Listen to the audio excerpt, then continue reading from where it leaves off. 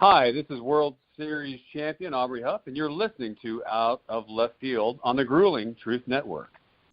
Hey, guys, welcome back to Out of Left Field. Graham and Chris here with you again. The playoffs in full swing. We had a couple of play-in games before the wild card. Of course, we're through the wild card and now into the divisional series. We will recap the beginning of the division series. We'll give you our picks for the championship series, and then once we get those underway, we'll let you know where we see the World Series going. Of course, we'll go ahead and give our predictions for the Major League Baseball yearly awards in the next week or so. The Manager of the Year, Rookie of the Year, MVP, and Cy Young winner. And I've got a pretty full show for you today as well.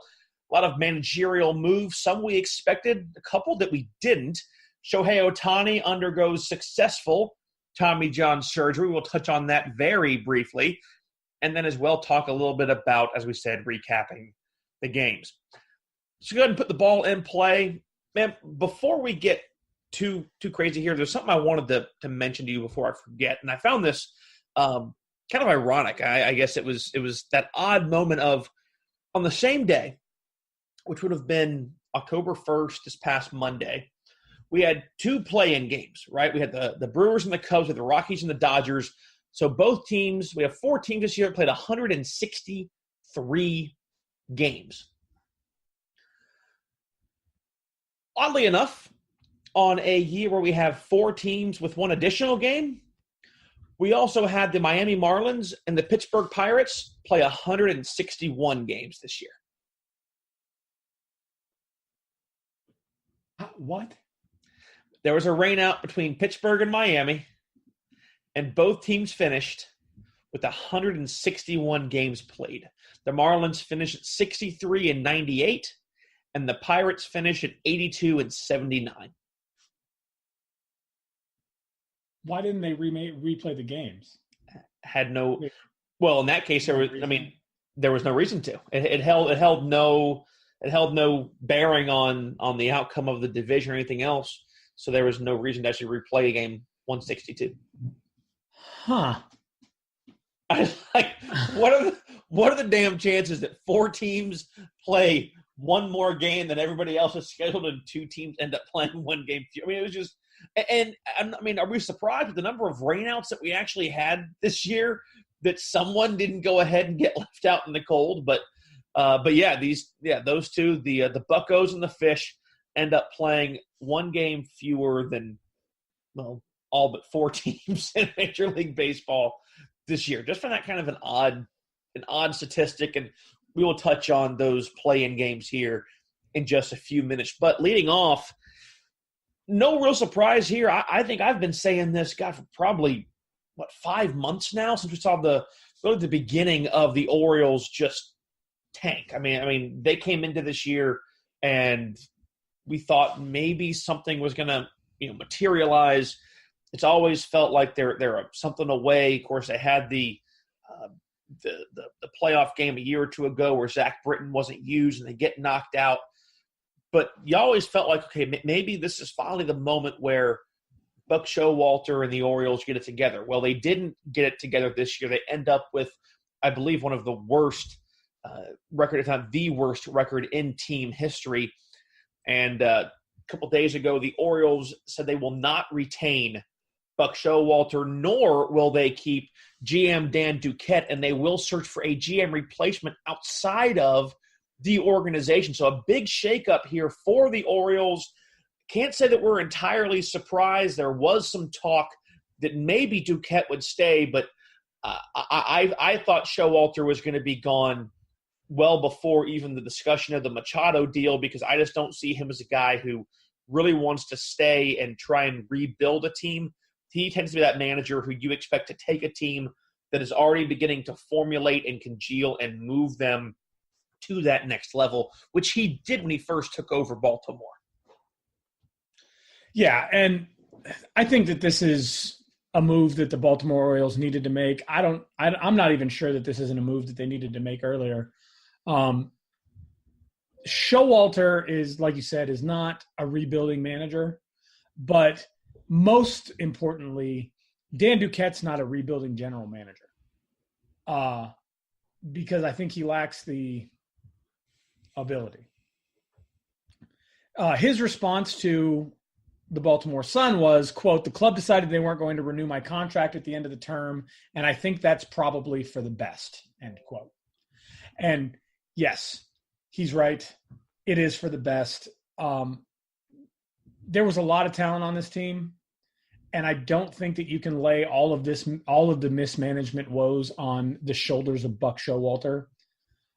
Certainly he played a role in it, but you can't look at Buck Showalter and remember his time in Baltimore as this 115 loss season.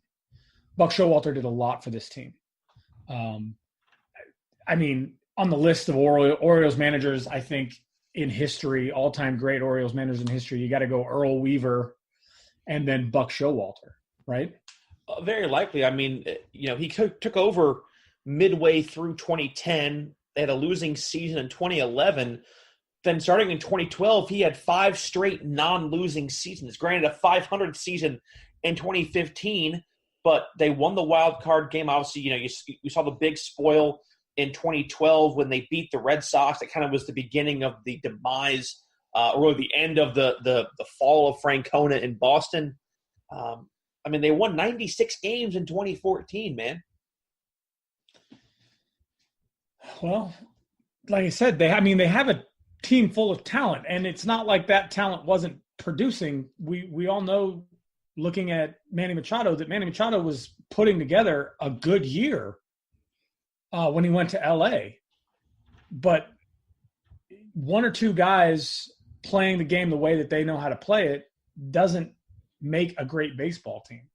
And Chris Davis absolutely coming apart at the seams from when he was Crush Davis hitting 40 to 50 home runs, and then all of a sudden posting the absolute worst year in the box of any player in Major League history. Unfortunately, this dropped his managerial mark under 500 as he ends his tenure at 669 and 684. The silver lining is that the nickname Crush Davis can be reused for the Chris Davis across the country in Oakland. Yes, it can, which is probably good. I think we need to quickly redistribute that nickname. Is Chris Davis, Baltimore's Chris Davis, ended the year with a 168 batting average, a 243 on base, slugged 296, hit 16 home runs, drove in 49, walked 41 times, and struck out 192 times. So does Mendoza get a break from now on? Do we start talking about the Davis line? If we start talking about the Davis line, that we're not going to no. If we begin to seriously have that moniker be used in yearly baseball lingo, then something is really wrong with the game. He's hitting just above the Davis line. Well, I should hope so. Yeah. And the crazy thing is 192 strikeouts. Last year had 195 strikeouts, and both of those came in 128 games. Wow. Are we looking at Chris Davis as a possible victim of this this new mentality at the plate where they're swinging at everything, trying to get the bat on the ball and hit for exit velocity and angle?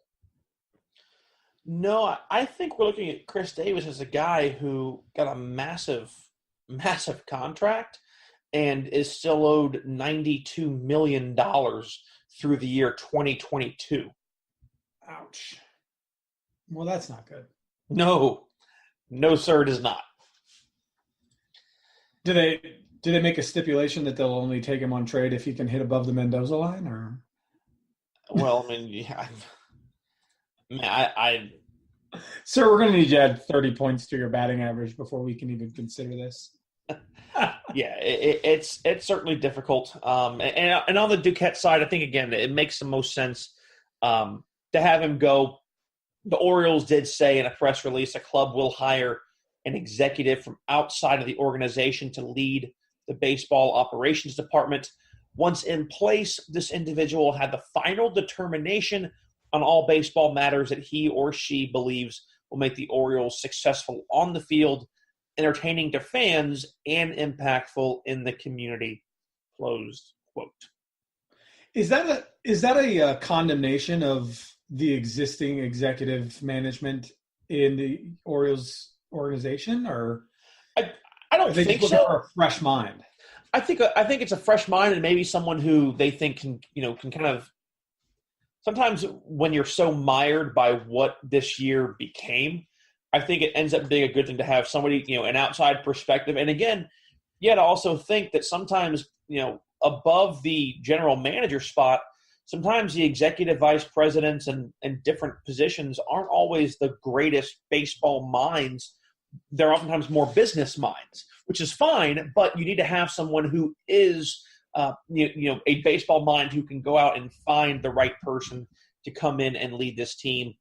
I think it will be a young name, maybe a name that we haven't heard in a while, maybe even we haven't heard of yet, that has had has waited for their chance.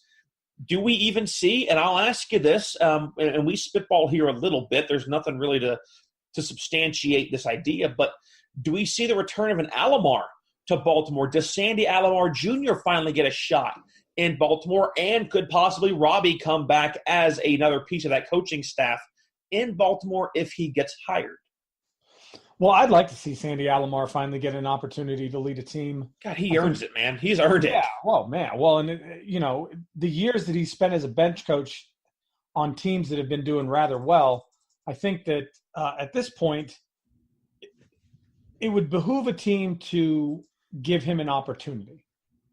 Nice drill sergeant word, by the way. Takes you back to AIT. God, we heard that word ever. I think behoove became a swear word for us in the Army. Like at one point, yes. What did you say to me? Did you just say behoove? That's it. We're gonna throw down. I think he's earned it, man. And to be honest, I can't imagine, after what we've seen, what I think is going to make it more difficult for Sandy Alomar is what we've seen in Minnesota. Because you're talking about a guy who's not too close to the game. He retired a while ago. Hall of Famer, but he's gonna come in as a former player manager, and not that there aren't a lot of good former player managers, but look at what happened to Paul Molitor. Right, the guy had a great year, gets an extension last year. Right, last year he had a great year, not this year. Which is why, after a 1-year extension, he is released by the Minnesota Twins. And I really feel like that's going to put a sour taste in a lot of people's mouths for putting Hall of Fame caliber guys at the management position. I feel like people are going to say, the successful managers who were former players are not Hall of Fame ball players, they're Hall of Fame managers. But Sandy Alomar Jr. wasn't really a Hall of Fame caliber catcher. Now, his brother, Robbie, sure, maybe you could say, in the infield, they're one of the best. But the difficulty here for me in Minnesota was that Molitor was Molitor was kind of the Joe Mauer, if you will. Granted, Mauer's kind of the Twin City born and bred son who has moved up and played his entire career with the Twins. But Molitor is a guy who I think is wearing a Minnesota Twins cap on his plaque in Cooperstown. So, it obviously kind of comes in that you have this guy who played for you for years, 3,000 hits, Hall of Famer. You think he's going to turn it around after you fire Ron Gardenhire, who Gardy was, probably likely one of the better managers in Twins history, took them to multiple postseason berths in the late, 2009s into the teens. And it's just one of those where, like you said, a year into a 3-year contract, he's out. Twins said, quote, "I would like to thank Paul for his tremendous dedication to the Minnesota Twins over his last 4 years as manager of this club. Paul's roots here run deep, and his commitment to the organization, his staff, and the players is special. I have every hope and desire that he remains a part of this club for many years to come, close quote. And there is talk that he will remain in the organization in some capacity, a la like a Terry Collins did in New York as Mickey Callaway took over this year, and Collins moved up into some sort of, advisory, special, whatever role to whomever doing whatever for them. I mean, it's one of those, it feels more like a title that holds clout, but no real big responsibility. So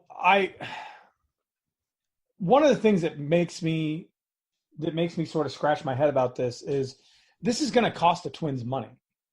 This is like cutting a ball player who's owed a bunch of money. They owe Paul Molitor $3.25 million for the next 2 years. I know that's not a lot of money in the grand scheme of baseball, but when you're paying a guy who you can't get anything back for because you don't trade managers like you trade ball players, now you're putting $3.25 million basically down the garbage disposal. Is it worth $3.25 million when you need to go into a rebuild anyway, or would it have been a better choice to just let Paul Molitor manage through the rebuild and see what he was able to do with it? Well, I don't think you would have wanted him to rebuild, because we saw the beginnings of a rebuild when Gardenhire left. And aside from last year, which was obviously a clear flash in the pan, I thought Molitor looked relatively out of his element for the majority of his tenure. Now, granted, we don't get a chance to watch a ton of Twinkies games, but to me, it just, he wins Manager of the Year. That's awesome. But for lack of a better comparison, and I say this because he doesn't have the managerial clout or expectations as a ball player does in yearly production. But to me, him winning Manager of the Year was like Bryce Harper winning MVP a couple of years ago. It's, right. Man, did he finally figure it out? Does he have a team? How did he do this? And then you look this year and you went, oh, okay, no, it's not that at all. No, it was just, hey, wow, this baseball happened here. Right, exactly. You're going to run into one every once in a while.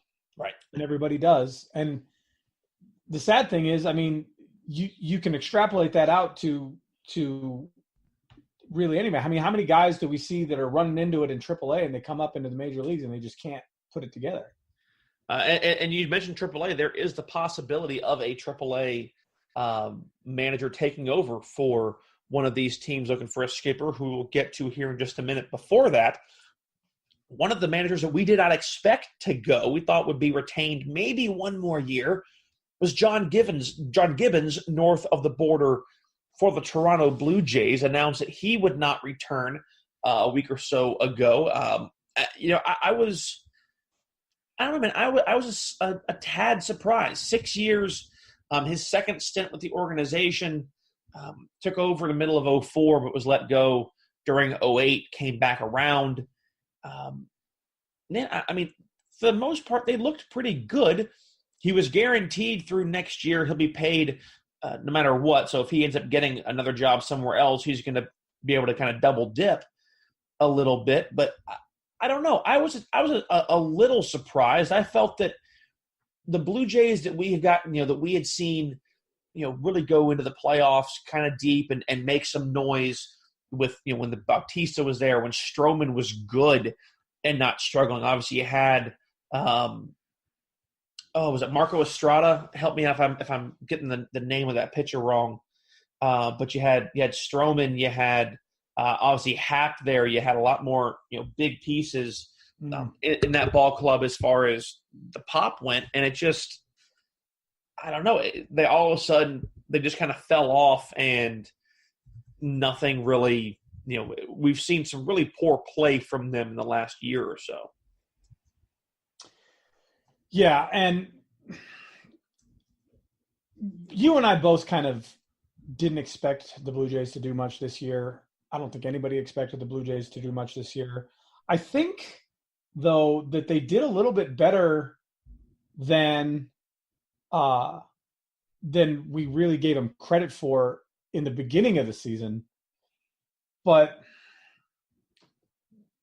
it was just a bad situation all the way around. Givens has been there a long time. He's been with the Blue Jays since 2002, right? Yeah, he was took over in 2004. We got fired in 2008, bounced around for a bit, and then came back in 2013. I just think that the Blue Jays need to rebuild, and that's not Givens' fault. Right? I think Givens did the best that he could do as a manager this year. It's a little bit of a surprise, like you said, because I think that he's probably a good manager for a rebuild. I mean, maybe he's tired, maybe he's done, maybe. But I think his style of management is good for a rebuild. He's fiery. And, right. And sometimes when you have a lot of young guys in a rebuild, that fire sometimes helps guys, it's the idea of putting metal into a fire, but as you begin to bend it and then it bends where you want it, it hardens. And he, I think, has the ability to grow a team faster than some will. Yes. And it's a little bit striking to me that the management of the Blue Jays disagrees with that idea. He's only 56. I think he's got a lot of management left in him. I don't know, though, that he goes anywhere. Though 72 wins, I think this year is a better record than we were willing to give the Blue Jays at the beginning of the season. So maybe. I think so. I think we expected the Blue Jays to finish third just because we thought the Rays were going to be so poor. And the Rays, out of nowhere, just had, an absolutely, I think, a 90-win, a beautiful season. And there is a spot that Givens can land. How ironic would it be if he wound up in Texas? With the Blue Jays and the Rangers crap back and forth, just irony there. But I don't think he's want to go to a rebuilding team, but I think a team that has an identity that they need pieces would make a lot of sense for him, and that could be a spot in Texas. Well, what about a little farther west? Well, a little farther west goes into the point about the AAA manager, and that's because Angels manager Mike Scioscia apparently unpoppycocked the poppycock comment and saying that he was going to be. He needs to issue a formal apology, by the way. Yeah, that was kind of. Unless you're saying that you had no intent to ever retire. Obviously you had an idea. You had the feeling that you might consider it because this didn't just pop up over the last month. But Mike Scioscia did step down from his post as Angels manager.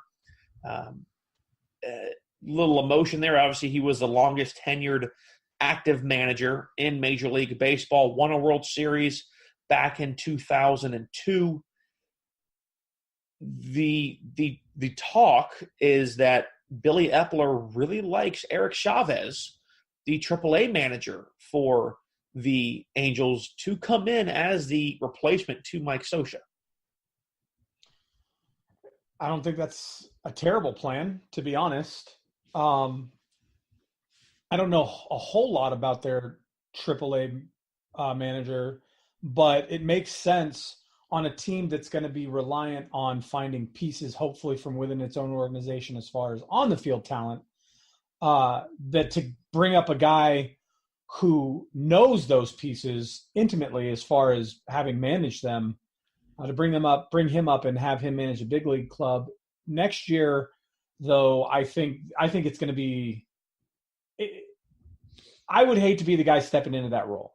Well, there is also reports from John Heyman and others saying, and Ken Rosenthal as well, saying the possibility that Josh Paul, the bench coach, or Brad Ausmus, who was hired as a special assistant for the Angels after his firing from Detroit last year, could also be in the running. So maybe you consider a Brad Ausmus who had kind of an inauspicious managerial tenure in Detroit, and maybe you pull Chavez up from AAA, let him begin to see that big league bench from that side and work his way into the possibility of a managerial role somewhere down the line. That's a possible move. The reason I say I'd hate to be the guy that steps into that role is because there's going to be a lot of expectation on this person. They managed to play nearly 500 baseball this year. I don't know that they have the parts and the pieces, especially with Ohtani probably not playing next year. He will not. After undergoing successful Tommy John surgery, Shohei Ohtani easily going to be out until 2020. At least needing a year of recovery. I don't even think you'll see him swinging a bat this year. He'll be out of sight, out of mind. Well, out of sight. He'll be in a lot of people's minds for how much he's being paid and hoping he comes back healthy in the next year and a half. The impetus to get over 500 is going to be very strong next year. And I just don't know that they have the parts and the pieces to do it.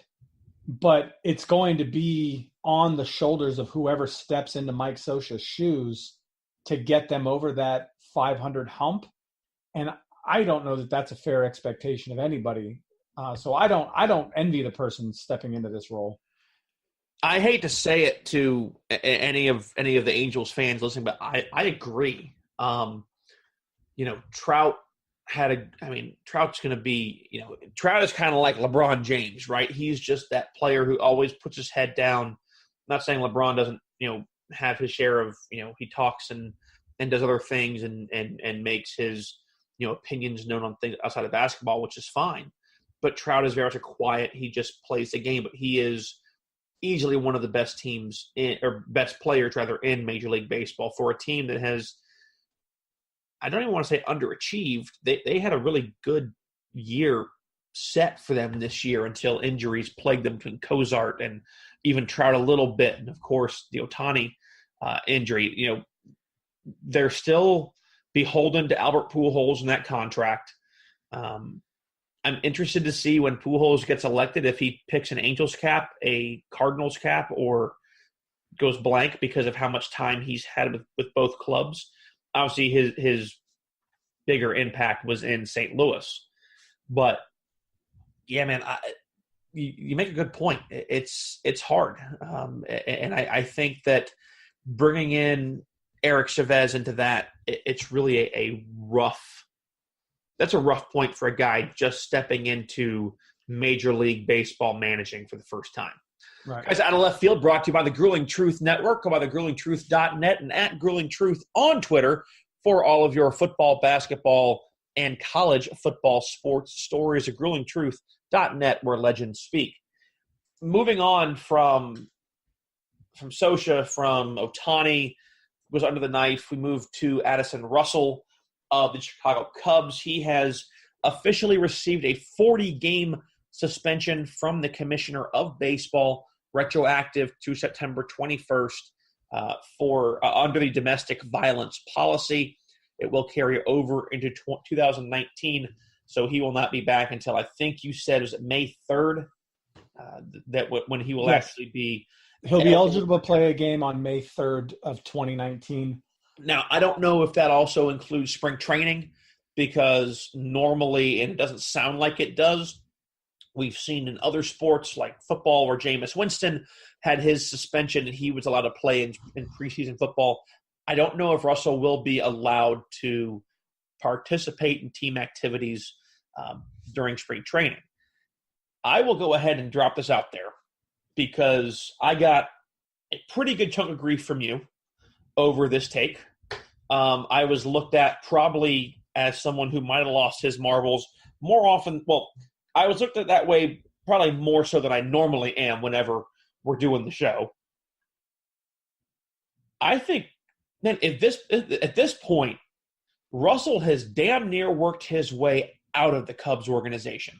And I think that signing of Daniel Murphy, which I talked about when it happened, that when they made that trade with Washington, is a great opportunity for the Cubs to sign Murphy to a 3 or 4 year contract, put him into his mid-30s when he's still in the peak and prime of his career, and you can go ahead and you can work your way from him and say 2021, 2022 and move on from there. Because we've seen how really, I think, how much the Cubs underperformed as a team who this year had 40-plus games in which they scored 1 run or fewer. The only team worse than that was the Baltimore Orioles with the worst record in baseball this year. I think Daniel Murphy might have just found himself a new home. Yeah, I think so. It makes the most sense. We know he's strong. He's strong at the position. We know he's got the bat. We know that they can shift Baez over. All of these things kind of fall into place. But that raises a question to me because I think everybody sort of agrees that picking up Murphy in the middle of the season was a little bit strange when you have an Addison Russell. And so now you got to ask yourself, or at least I do, did Theo Epstein see this coming? Well, I can tell you that in 35 games, Daniel Murphy hit .297 with an even 800 OPS, a better OPS than he had with the Nationals.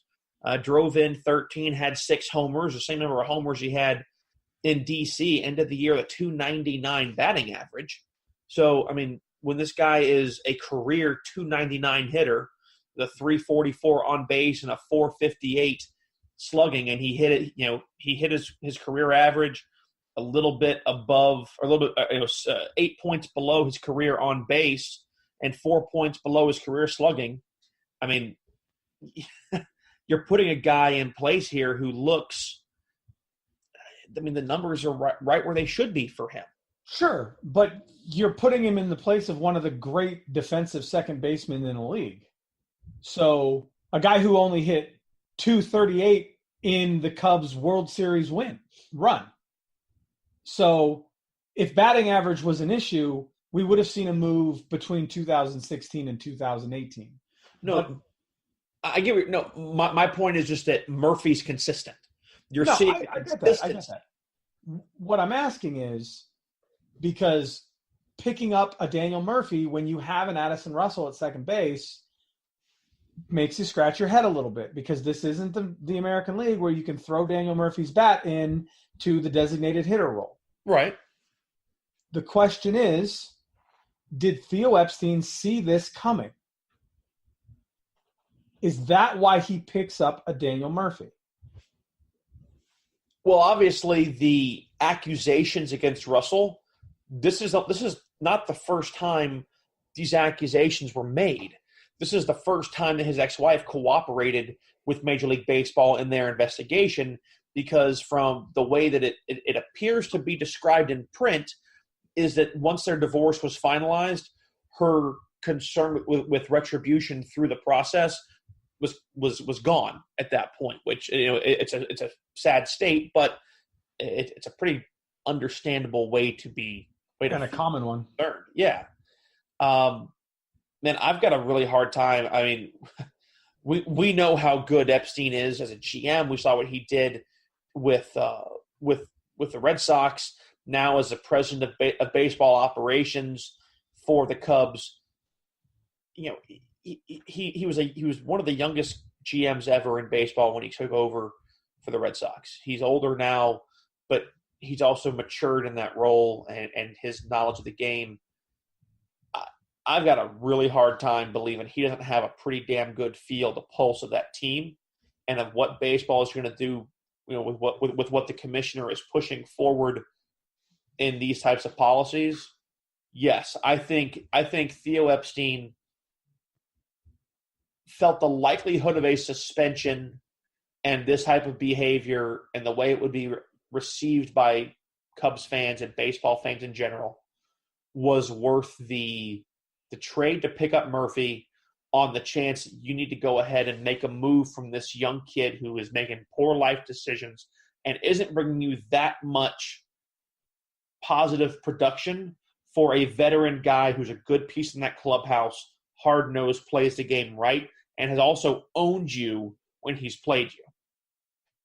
Right.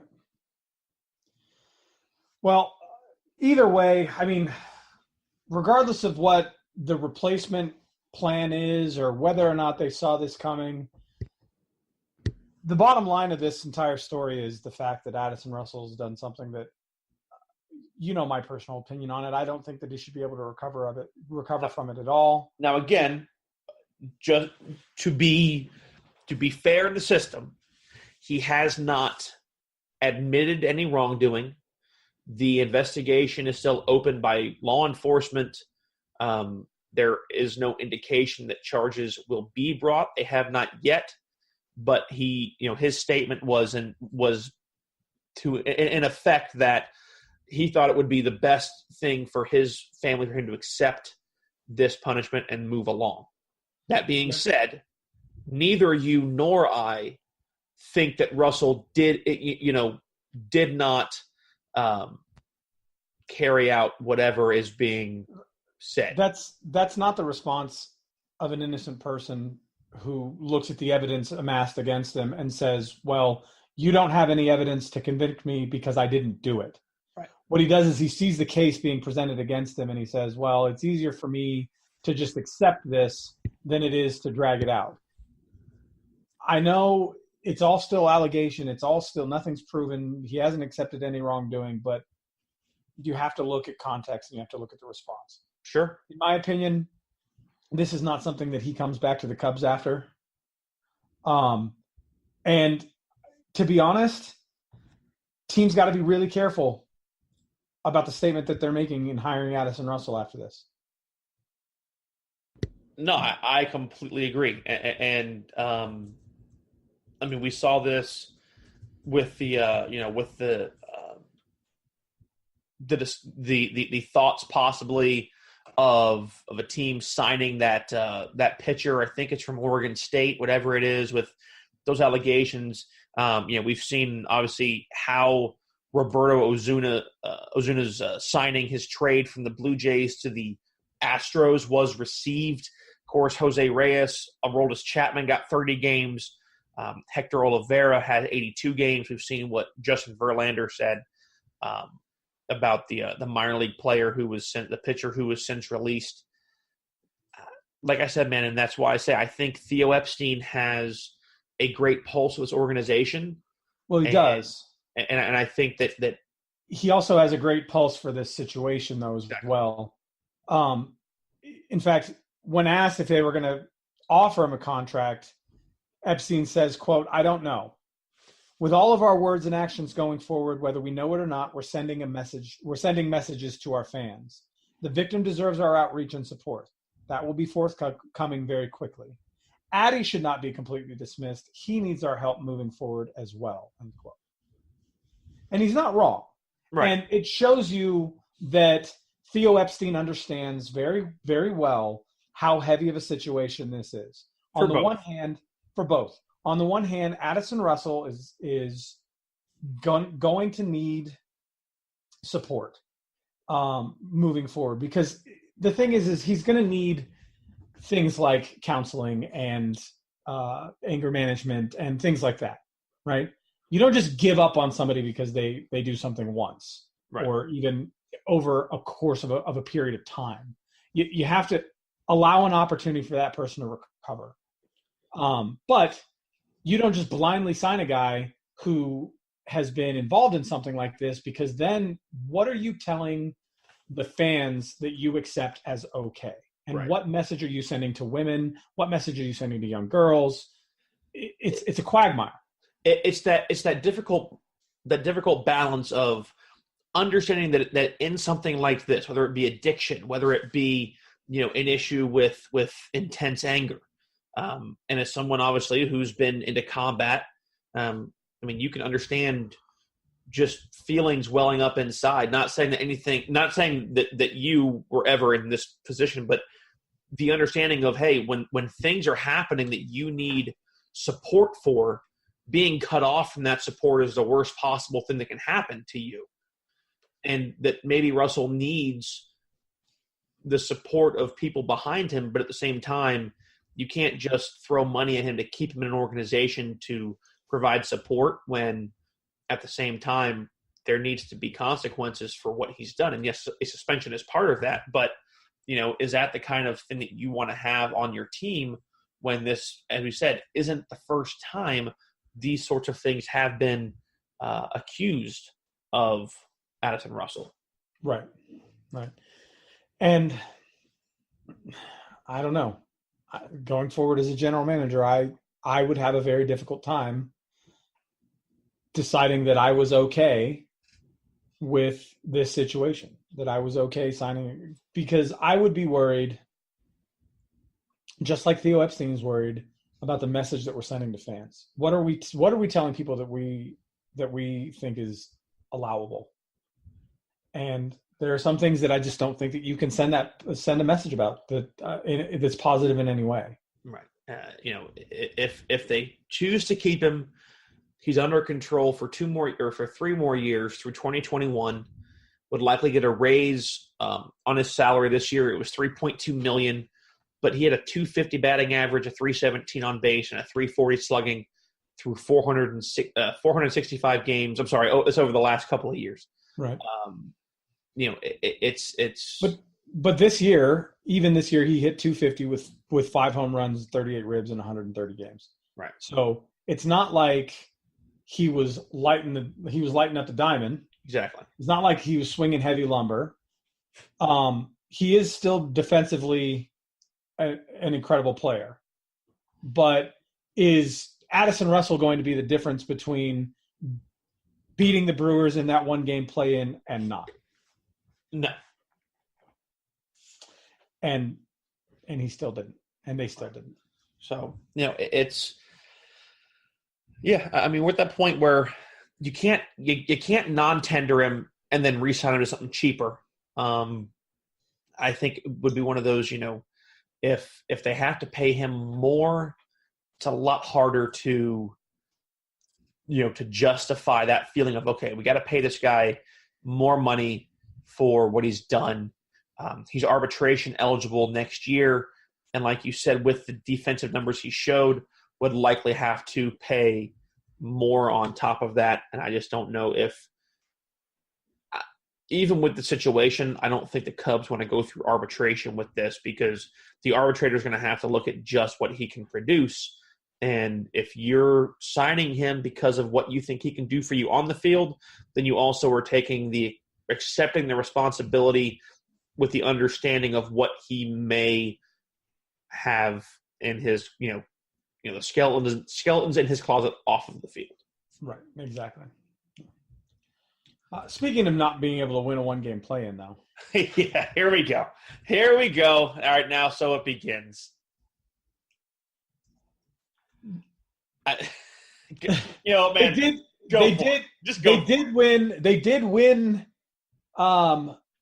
lose the one-game play-in, which puts them strongly into the driver's seat of that wild card. Unfortunately, they couldn't win that game either. So the Cubs are done. Cubs go home. Good night. So we take it back to the Brewers and the Cubs. Lorenzo Cain, an RBI single in the 8th inning. That went ahead and put the Brewers up. They ultimately win 3-1. But the line score here is 12 hits for the Brewers. The Cubs, again, score 1 run and 3 hits. The Cubs' offense was anemic this year for the majority of the year. The amount of pop that they have, that they should have been, the offense they should have been able to produce this year, it was really, really kind of disconcerting. And it's why there was talk of Joe Madden being on the hot seat, talk that I think was kind of foolish this early on. I don't, you can't compare this year in the Cubs to what happened with Terry Francona and the Red Sox. Two very different things, because it seemed as though Francona didn't have any knowledge of what was happening under his own guy, under his nose in the clubhouse. That's where the rub was. Here, it's just a Cubs team that underperformed in 2018. And so, was it you that told me that the Cubs lost 40 games this year in which they scored 1 or fewer runs? Yep, just said it today on the show. That's yeah. And To be honest, I don't think I expected the Cubs to beat the Brewers in the tiebreaker, but I thought that they would put up a better show against the Colorado Rockies, who are very young, and have been a bit streaky this year. Right. Yes. Because you feel like they don't really have a number one in that rotation. Obviously, getting Lester to go, who I told you to me was the wild card in that game, and yes, they got to him early, but for the most part, Johnny Lester was killing it in that game. Right. But I think that the Rockies bit off a bit more than they can chew at this point. By beating the Cubs in the wild card, not saying that they shouldn't have beat the Cubs, not saying that this was the wrong outcome. Sure. But I think a Cubs, Brewers, NLDS probably goes 4 or 5 games. Yeah. Plus, you're 90 miles away, you're divisional rivals. I mean, it adds at least a smidge of excitement to what is, all in all, a fairly boring National League playoff run until we get to the World Series. I mean, I think we both can agree we're not overly excited about any series possibility here. Yeah, I'm not enjoying watching LA play against the Braves. I'm not enjoying watching the Brewers play against the Rockies. It's basically been exactly what we've expected to see, where the Dodgers are trouncing the Braves and the Brewers are trouncing the Rockies. And I think had those positions been swapped, right, where Colorado had wins won that division, Colorado and Atlanta are playing as division winners, there might be a little bit more fireworks than what we've seen from 2 scoreless games from the Braves against LA. Right. I think that once we get through the NLCS and either the Dodgers or the Brewers come through that NLCS, that whatever National League team we see is going to have a very hard time putting together any sort of manageable offense against anybody in the American League, unless, for whatever reason, Cleveland catches fire. Okay, so let's just Control-Alt-Delete that last statement and forget it. It just happened. Okay, we're going to just erase that. We're going to put that in a little boundary box and throw it in the ocean. Control-Alt-Delete. Control-Alt-Delete brings up the task manager. Yeah, and we're gonna go ahead and erase that the Indians line from the task. Yeah, that's just never happened. We're gonna end that task right here, right now. Are you saying that they don't have a shot? That's a bit of an understatement, I think. No, I mean, you put up Kluber and Verlander against each other. Neither were that great, but you see when you're firing your best bullet first, and even when the Astros ace is underperforming and you still come up short. Every series except for the Yankees and the Red Sox is 2-0. At this point, I mean, it's one more game and sayonara. And I don't mean that in a rude way, but neither of us really thought the Indians, they were going to make it just because the Central was that bad in the AL. Well, I would be 10 times happier to watch the Rays and the Astros play right now. I would love to watch the Rays and the Astros because the Rays are scrappy. I think it'd be great. And I agree with your take on the Dodgers and the Braves, and I'll say this just to kind of carry us over beyond, but whichever NL team, assuming the Red Sox run their way through it as we think they will, the question is going to be that bullpen, and that bullpen is something that we have seen begin to show some holes as we've gotten into almost the end of game 1 and certainly into game 2 yesterday. Now, granted, that also happened with the David Price issues, but let's flip it over just real quick before we get into that. One quick question. Okay. Do you think the National League? I try not to. I know, which is good for all of us. Do you think the National League Championship Series is decided end of day today? Or does one of those two teams manage to pull out a win? Oh, man. I think the Rockies can probably get one in Coors. Actually, I'm going to say no. Neither one is over today because we've seen how the ball can carry out of SunTrust Park, and if the Braves can get a hold of a couple of mistakes, I think they can get themselves ahead of the Dodgers early. And I think in Coors Field, the Rockies have a chance to go ahead and make something happen. Both teams are very young. I'll tell you the only thing that kind of worries me a little on the Rockies side is that the Rockies have kind of been sniffing at the door for a while now, and we keep saying they're young, but at some point, they're not young. They're just missing pieces. And I think we're getting to that point where they don't have all the pieces in place for deep playoff runs. The Braves, I still believe, are a year or two ahead of schedule.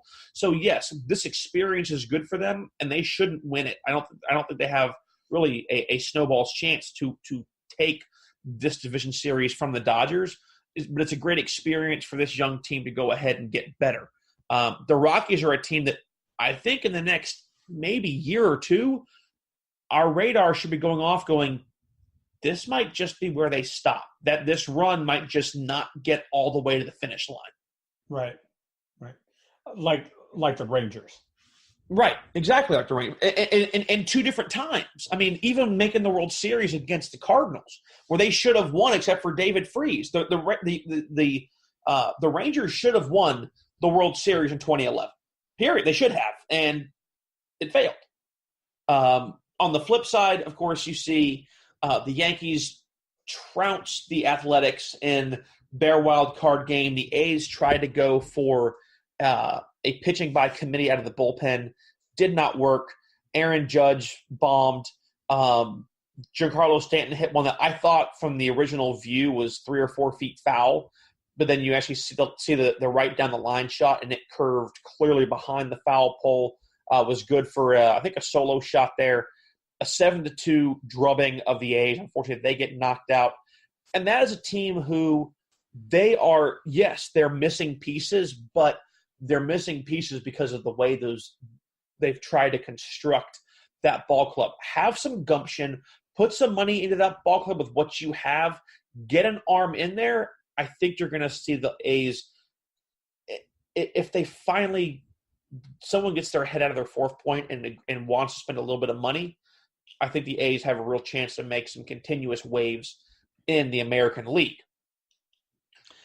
I agree.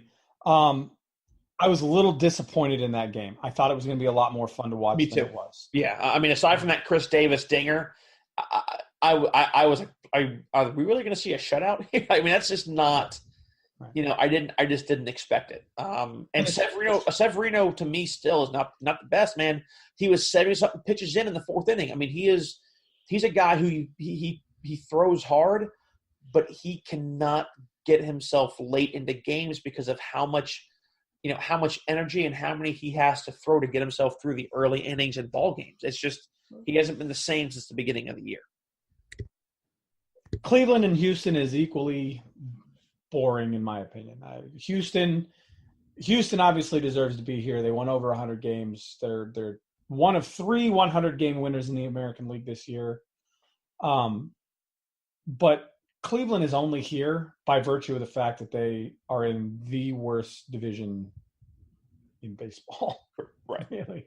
I mean, I'm with you. I'd rather watch them play against the Rays because I think it'd be a lot more fun to watch. But on the upside, we do have Boston and New York. Now, I wish we had Boston and New York a series later.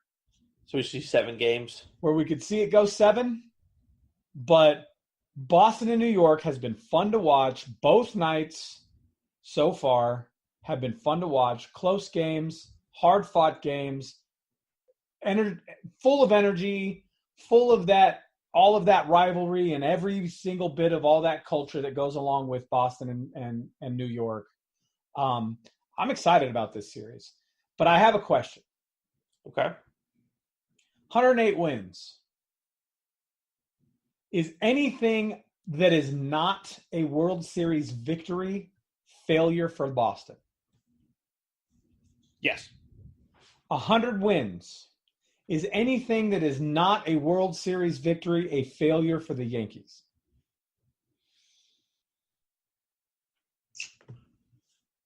Well, yes, because you're in New York. You're in the biggest media market in the world. As strictly looking at just gameplay, no, I don't think so. I think that the Yankees were better this year than we thought they were going to be. I don't think we knew with Stanton it was going to be a hugely, offensively talented team. But there has always been, and you and I have been on this kick for a while now, there is consistently concern with the pitching staff of this ball club. And I still think that is going to be their Achilles heel. I think that this is a series for Boston to lose, not for New York to win. They have much better starting pitching. Now, I think the bullpen for New York has shown to be stronger so far, at least maybe the end of September, than Boston's is. And that has to be a concern if you are, part of the Beantown faithful. But I still think when you have, the top 2 MVP candidates on your ball club, that this is still a series for Boston to win. I mean, JD Martinez, Mookie Betts, easily I think the top 2 players in Major League Baseball this year. Yeah, well, I mean, one of those guys is probably going to be walking away with an MVP trophy. I mean, it's a pretty hefty field in the American League, but Mookie Betts is just put together. Yeah, and next week we'll go ahead and we'll lay all that out for you before you see it come down, from the writers. But I think at the end of this now, we can pretty much say chalk that we expect I expect the Astros to beat the Indians pretty handily. Yes. I think that might be a sweep, a 3-game sweep. The Brewers and the Dodgers series, I'll say 3-1. Am I totally convinced on this? No. I disagree. I think the National League Division Series in both cases ends today. You think both will be sweeps? Yeah. I feel more comfortable saying the Braves get a win than I do the Rockies getting a win. I know I went ahead and said I think both teams will win one, so that has to obviously be today. But I would hang my hat a lot more firmly on the Braves side of the ticker. But again, I still think at the end of it that the Brewers and the Dodgers will meet in the National League Championship Series. Are you gonna go away? Do you think the Yankees pull off the upset here? I'm picking Astros and Red Sox, which is what we hoped we were going to see. So we're getting what we talked about a couple months ago. Are you going to throw the wrench in? Are you going to be that guy that throws everything off course? No. Okay. So I don't think they can. Okay, so we go chalk all the way down. Let's talk about it, man. Brewers, Dodgers. Brewers have home field advantage for the playoffs. It's an inside park, so with weather they can go ahead and close the roof, keep it as comfortable as possible in Milwaukee, Wisconsin, into the middle of October. Go for it, man. Who do you have? I'll ask you first because I'm still oscillating here. Crap. So are you? Well, I think that the Dodgers pull it out against the Brewers. Okay. But I think that goes 6. To me, the way we saw Ryu pitch in Game 1, which, the thought was, okay, let's get Ryu through Game 1. Hopefully we can snag a game against the Braves. And Ryu pitched fantastic. Even had a base knock in that game. Kershaw had the playoff game of his career in Game 2. I think with those two going, Jansen has pitched okay since, a couple of the heart issues. But you're seeing, man, Max Muncy's a beast. I mean, this guy, wherever the hell he came from, good on the Dodgers for picking him up and holding on to him. I agree. I'm gonna go 7 games, but I think the Dodgers pull it out 4 games to 3 and find their way back into the Fall Classic for a second consecutive time. So Dodgers in the National League. Yep, you have them in 6. I have them in 7. Red Sox and the Astros. That series goes 7 games. I would say, please God, let it go 7. That series goes 7 games. I think Boston goes, though. Well, actually, you know what? Maybe not. Because that series goes 7 games because Boston is an incredibly powerful team. Yeah. But it also goes 7 games because their bullpen implodes. That too, but I mean, come on, Verlander, Cole, Keuchel. I mean, we're talking about a team with a starting rotation versus a team with the possible Cy Young winner and a backup. So you have the Red Sox in 7. I have the Astros in 7. Do you really? I think we get a replay. You just said, you killed me. I was totally going to go there. I think we get a replay. I think having Lance McCullers in that bullpen with Keuchel and Garrett Cole coming over, which was a huge piece, I am going to go against the grain and go with a rematch of last year's World Series, the Astros and the Dodgers, and I think we get a repeat World Series champion for the first time. God, I don't even remember. I think since the 90s when the Yankees were repeat World Series champions. Yep, I think that's exactly what we see. It would take and I'll knock on wood with this, but it would take a serious implosion on the part of the Houston Astros to not be able to take that starting rotation and just allow the Boston Red Sox to throw whatever they want against it. Because you can get Chris Sale at most 3 times, on short rest 3 times. Right. But damn, man, I thought you were going to say the Sox because I wanted to throw that wrench in there. And guys, in full disclosure, we haven't discussed this. Not at all. We did not talk at all about where we were going with our LCS picks. This was straight off the cuff, surprising to both of us. Wow, I am legitimately in shock right now that we're actually sitting on the same idea here. I really and it's crazy because I've been saying it's the Red Sox World Series to lose, and I still believe it is. But I believe that we have seen some pretty glaring holes in there, and if you can't get to Craig Kimbrell, or if you have to keep relying on Craig Kimbrell to do 4 and 5 out saves, Joe Kelly's really good. He's shown better. Rick Porcello had a good year. Chris Sale has had a good year. But you said it off air. Nathan Eovaldi and David Price are wild cards, and David Price has not been a good postseason pitcher for the Red Sox, even for the Blue Jays in the last 3 or 4 years. So, man, yeah, this is it's going to go 7. And if it goes 7, the chips fall where they may. At that point, it's a crapshoot, and you pull out every single stop and every saber metric and analytic thing you can think of to try and get an advantage. That's all it's going to be. Yep, it's going to be great. The American League side of things, I think, as we expected it to, is going to be a lot of fun to watch. And to be honest, whether it's Dodgers Bo Sox or Dodgers Astros would be a lot more fun. But either one of those series is going to be fun. It will. Because I think the Dodgers can challenge either of those teams.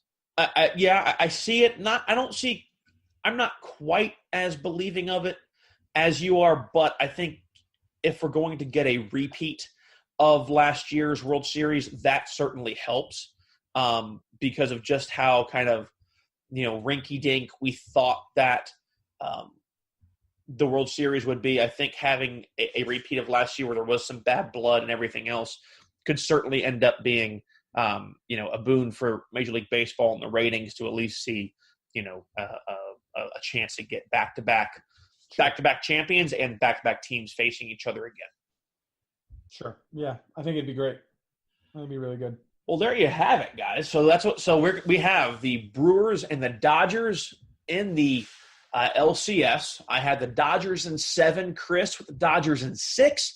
We both have the Astros over the Red Sox in the LCS in 7 games. Chris didn't give you his World Series pick. I think that the Astros would win that World Series, but we will discuss that more next week. We at least have a better idea of what the playoff picture is going to provide us towards the World Series. Of course, we will have next week, as we told you, our postseason awards: Manager of the Year, MVP, Cy Young Award winner, and the Rookie of the Year. Spoiler alert, you've probably heard us talk about most of them, and at this point, I think you can almost figure out for yourself who it's going to be. If you have an idea, if you can give us a compelling argument as to who we should choose, be sure to tweet us at OO Left Field on Twitter. Send us a Facebook message, Out of Left Field with Chris and Graham on Facebook. Let us know what you think. Let us know why. Hey, if you might actually even change our minds. If it's one of those up in the air, if it's not up in the air, we might still get you on for the honorable mention on the show. Be sure to stop by thegruelingtruth.net for all your other sports needs. Enjoy some football, college football, of course, in full swing. If you're a NASCAR fan, I know you're on the last couple of legs of the NASCAR playoffs there and getting ready for Homestead down in Miami. So enjoy that as well. For all of us at the Grueling Truth Network, of course, for us here at Out of Left Field. For Chris, I'm Graham. Thanks for hanging out with us, guys. Catch you again next week. Enjoy some playoff baseball out of Left Field. Next week, we'll see you. Enjoy.